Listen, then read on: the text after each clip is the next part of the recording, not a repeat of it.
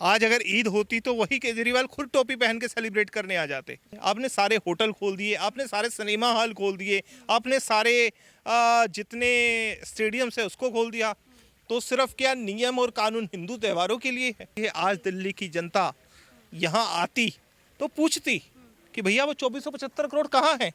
उनको सिर्फ अपने आप के चेहरे को साफ करना और किसी चीज़ को साफ करने का उनको मतलब नहीं है। अरविंद केजरीवाल जी की नाकामियाँ और हिंदू त्योहारों से नफरत का ही ये नतीजा। तेजिंदर पाल सिंह बग्गा जी हमारे साथ मौजूद है और हम आपको बता दें कि हम यमुना घाट पे हैं, ITO यमुना घाट पे। जिस तरीके से सिर्फ बैरिकेटिंग तोड़कर आप लोग अंदर आए, कहीं ना कहीं ये भी ज़बरदस्ती है दिल्ली सरकार की तरफ से। तो यही कहा गया था कि प्रोटोकॉल है, कोविड प्रोटोकॉल है, जो फॉग है उसकी वजह से नहीं किया जाएगा। देखिए, अगर हिंदू त्योहारों पर पाबंदी लगाई जाएगी, अगर केजरीवाल सरकार द्वारा पूर्वांचल भाई बहनों का जो सबसे बड़ा पर्व है उसके ऊपर इस तरीके से तानाशाही की जाएगी, तो पहले ही हमारे सांसद जो परवेश वर्मा जी हैं उन्होंने ऐलान किया था कि हम यहाँ छठ पर्व मनाएंगे, हम ये छठ पूजा करेंगे।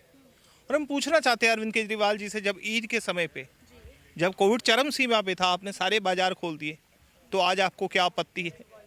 तो अरविंद केजरीवाल सिर्फ हिंदू त्योहारों पर, सिर्फ पूर्वांचल के भाई बहनों के त्यौहार पर, पहले तो पूरी दिल्ली में पाबंदी लगाती थी। जब भारतीय जनता पार्टी ने संघर्ष किया तो उनको पूरी दिल्ली से पाबंदी हटानी पड़ी।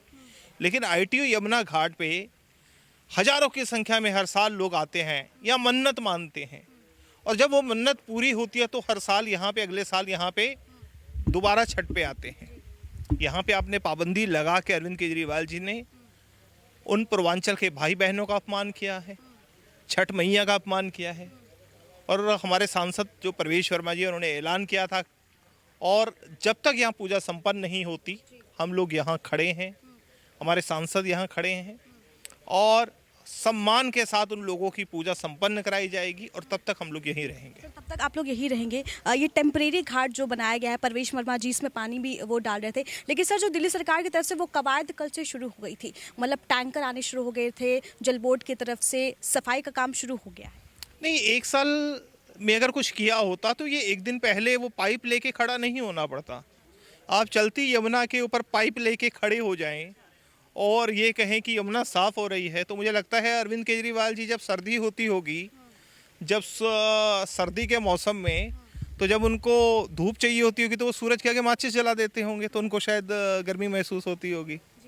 सर जिस तरीके से देखा जाता है कि हमेशा राजधानी दिल्ली की बात करें, जब ईद होती है तो सड़कों पर नमाज पढ़ा जाता है, लेकिन जब हिंदू पर्व की बात करें, चाहे वो दिवाली हो, पटाखों पे बैन लगा दिया गया, छठ पर्व पे भी पहले बैन लगा दिया। इसका जवाब अरविंद जी को देना चाहिए कि क्यों हमेशा हिंदुओं के त्योहारों पर, क्यों हमेशा पूर्वांचल के भाई बहनों के त्योहारों पर। आज अगर ईद होती तो वही केजरीवाल खुद टोपी पहन के सेलिब्रेट करने आ जाते। तो इसका जवाब तो केजरीवाल जी को देना चाहिए। सर कोविड प्रोटोकॉल का हवाला भी दिया गया है। नहीं, आज अगर आप कोविड से आप कंपैरिजन करोगे, आज दिल्ली के अंदर अगर आप 0.23% केसेस हैं, तो आपने सारे स्कूल खोल दिए, आपने सभी कॉलेज खोल दिए, आपने सभी मार्केट खोल दी, आपने ईद के ऊपर सारे प्रोटोकॉल ख़त्म कर दिए, आपने सारे होटल खोल दिए, आपने सारे सिनेमा हॉल खोल दिए, आपने सारे जितने स्टेडियम्स है उसको खोल दिया। तो सिर्फ क्या नियम और कानून हिंदू त्योहारों के लिए है? सर 1 साल का वक्त था केजरीवाल सरकार के पास। 1 साल का नहीं, 6 साल का समय था, और अरविंद केजरीवाल जी ने हर 1 साल बाद कहा कि हम यहाँ 5 साल में ऐसी यमुना बना देंगे कि पूरी दिल्ली यहाँ आए घूमने। 2475 करोड़ रुपए केंद्र सरकार ने केजरीवाल जी को दिए हैं यमुना की सफाई के लिए। आज दिल्ली की जनता यहाँ आती तो पूछती कि भैया वो 2475 करोड़ कहाँ हैं? ये 2475 करोड़ में से 2400 रुपये भी नहीं लगे हैं यहाँ पे, ऐसा लगता है। तो अरविंद केजरीवाल अपनी नाकामियों को छुपाने के लिए पाबंदी लगा रहे हैं। क्या लगता है सिर्फ इसीलिए छठ पर्व पे बैन किया गया था केजरीवाल सरकार की तरफ से, क्योंकि अगर लोग यहाँ पर आएंगे तो देखेंगे कि जिस तरीके से यहाँ पर जहरीली झाग है तो सच्चाई सामने आ जाएगी? बिल्कुल, निश्चित रूप से अरविंद केजरीवाल जी की नाकामियाँ और हिंदू त्योहारों से नफरत का ही ये नतीजा। करोड़ों रुपए अरविंद केजरीवाल की तरफ से कहा गया लगाया गया, हमने लगाया यमुना नदी पे, यमुना एक्शन प्लान भी बनाया गया। 2475 करोड़ रुपए केंद्र सरकार की तरफ से दिल्ली सरकार को दिए गए, वो 2475 करोड़ कहाँ है? केजरीवाल जवाब दें। अरविंद केजरीवाल तो कहते हैं कि बीजेपी LG से जाके बात करे इस मामले में। LG का काम है जो भी दिल्ली सरकार प्रस्ताव भेजती है उस पर साइन करना।